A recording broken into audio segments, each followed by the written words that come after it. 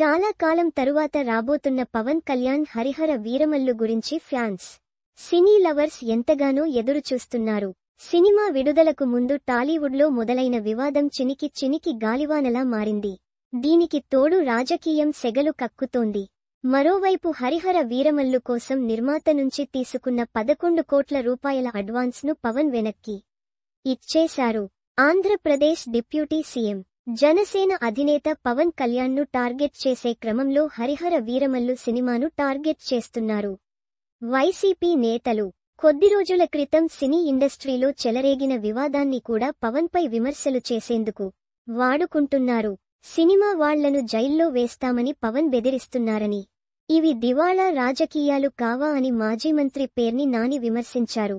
పవన్ కళ్యాణ్ తన చెప్పుచేతల్లో ఉన్న మంత్రితో బెదిరింపులకు దిగుతున్నారని, ఫ్లాప్ సినిమా కోసం ఇంత చేయాలా అంటూ విమర్శించారు.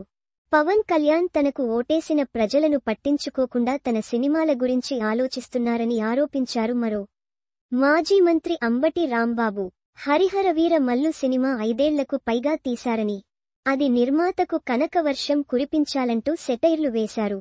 మరోవైపు హరిహర వీరమల్లు చిత్రం ప్రీ రిలీజ్ వేడుక వాయిదా పడింది. ఈ నెల 8న తిరుపతి ఎస్వీయు గ్రౌండ్లో ఈ కార్యక్రమం జరగాల్సి ఉండగా అనివార్య కారణాలతో ప్రస్తుతానికి వాయిదా వేస్తున్నామని సినిమా యూనిట్ ప్రకటించింది. ఇదిలా ఉంటే హరిహర వీరమల్లు కోసం తీసుకున్న పారితోషికాన్ని తిరిగి ఇచ్చేస్తున్నట్లు పవన్ ప్రకటించారు. 2020లో అధికారికంగా ఈ సినిమా మొదలు కాగా సుదీర్ఘకాలం సెట్స్ పైనే ఉండిపోయింది.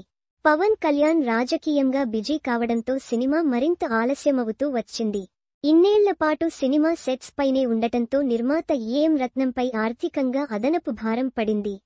ఈ విషయాలను తెలుసుకున్న పవన్ కళ్యాణ్ తాను అడ్వాన్స్గా తీసుకున్న పారితోషికం మొత్తాన్ని తిరిగి ఇచ్చేశారు.